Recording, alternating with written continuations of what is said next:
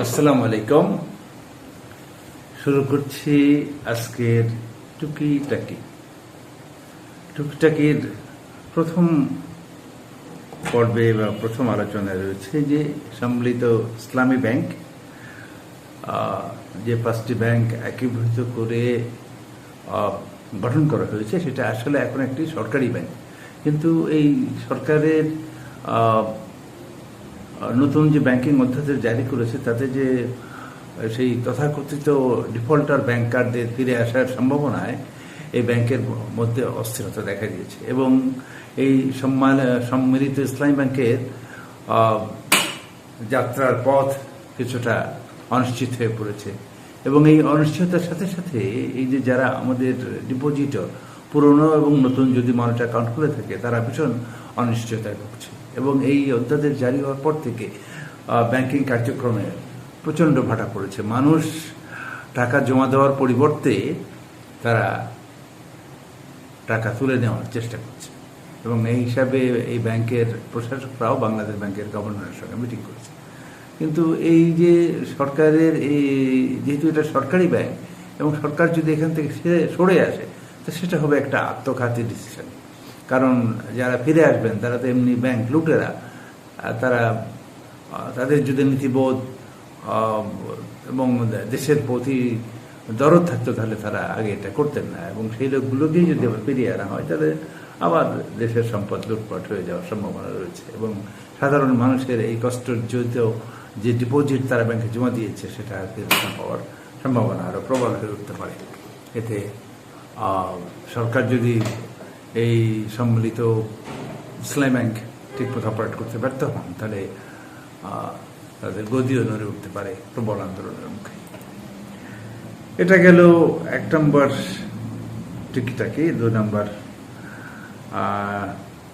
টুকিটাকি হলো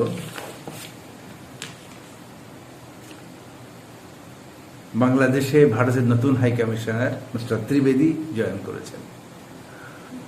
বাংলাদেশের জন্য ভারত হলো ইস্ট ইন্ডিয়া কোম্পানি। তারা ওখানে বসে নানা রকম ফন্দি ফিকির করে আর বাংলাদেশকে শোষণ করার ব্যবস্থা করে। তাই সেটা আমরা আগেও জেনেছি, এখনো দেখছি এবং পরেই জানব। যুক্তরাষ্ট্রকে তৃতীয় হলো যে যুক্তরাষ্ট্রকে ইরান নতুন প্রস্তাব দিয়েছে। সারা বিশ্বে এতদিন একটা প্রচলিত নিয়ম ছিল যে যুক্তরাষ্ট্রই বিভিন্ন দেশে দখলবাজি করে তাদের উপর চাপিয়ে দিত। কিন্তু এবারই প্রথম বিশ্বে 100 বছর পরে যে নতুন প্রস্তাবে যুক্তরাষ্ট্রকেই ইরান নতুন প্রস্তাব দিয়েছে। আচ্ছা, আর একটা হলো যে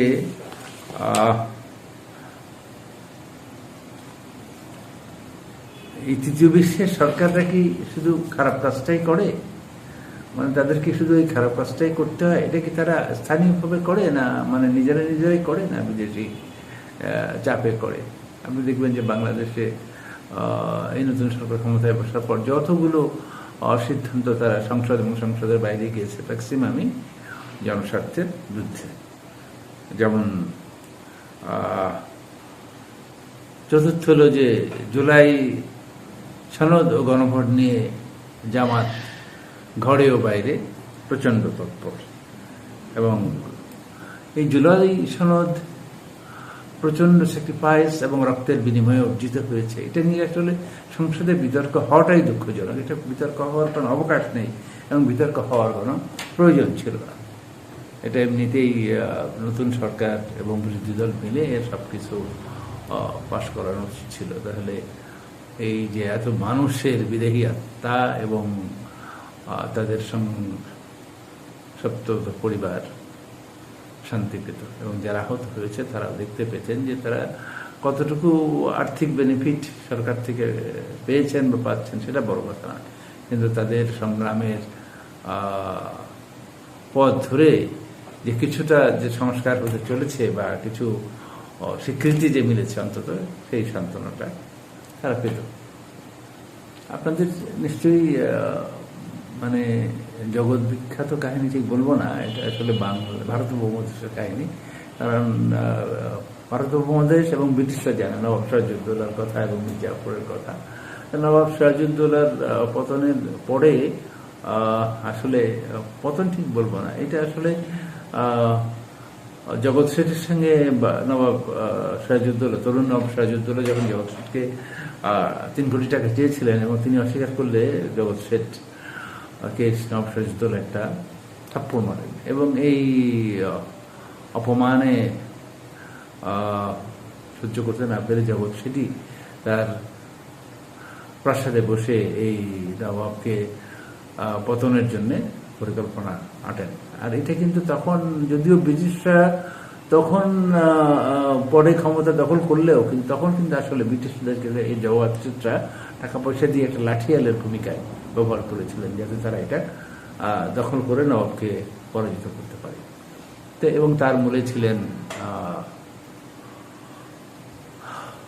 জগৎ শেঠ মিডিয়া হিসাবে ব্যবহার করেছিলেন মীর জাফরকে এবং তিনি কোরআন শপথ করে তার সন্তানকে সাথে রেখে মীর মদন সম্ভবত নাম এই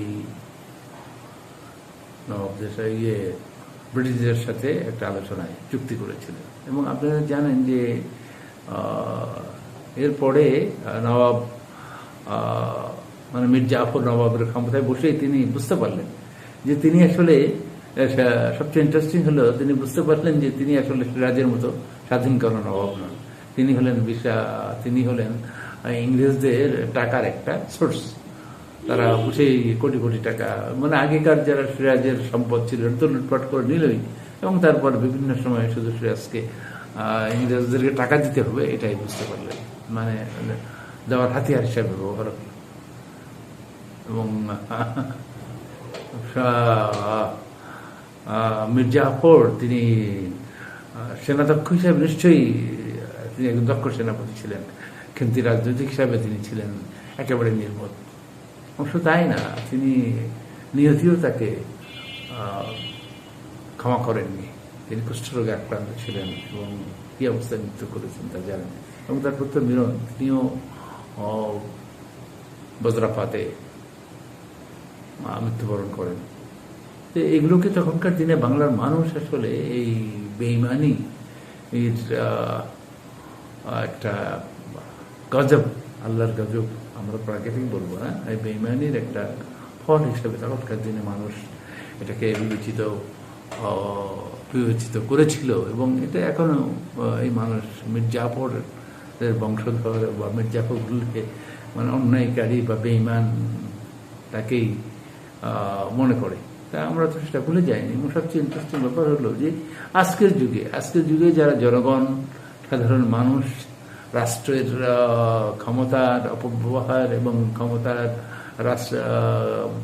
অপব্যবহার করে জনগণের অর্জিত টাকা, রাষ্ট্রের টাকা মানে জনগণের থেকে করের মাধ্যমে অর্জিত টাকা যারা লুটপাট করে মানুষের পাচার করুক, আজকের যুগে তো পাচার একটা ইম্পর্টেন্ট ব্যাপার, আর খারাপভাবে ব্যবহার করুক, আত্মশক্তি ব্যবহার করুক, কিন্তু আসলে তারা ইতিহাস থেকে শিক্ষা নেয় না। এবং উপরে স্রষ্টা যারা থাকেন না, উপরে স্রষ্টা যিনি আছেন তিনি এই সিরাজউদ্দৌলা, জগৎ শেঠ, এই যে লর্ড ক্লাইভ, এই যে মীর মদন, তাদের কীভাবে মৃত্যু হয়েছিল এটা আমরা সবাই জানি। তা আমরা আশা করবো যে আজকের যুগের শাসকরাও যেন দেশের প্রতি লয়াল থেকে এবং এই মানে মীর জাফরের মতো ক্ষমতাবিহীন সরকারে যেন পরিণত না হয়। স্পেশালি আমরা প্রায় আমাদের পার্শ্ববর্তী দেশ ইন্ডিয়ার কথা বলি, রয়ের কথা বলি, তারা যেন রয়ের খপ্পরে পড়ে না যান, এটাই থাকবে দেশ ও মানুষের প্রত্যাশা। তো আজকে আমরা এখানে শেষ করছি যে বিভিন্ন সময়ের বা আজকের সময়ের টুকিটাকি দেখা হবে আবার যে কোনো দিন যে কোনো সময়ে। সবার উপরে দেশ। আল্লাহ হাফেজ।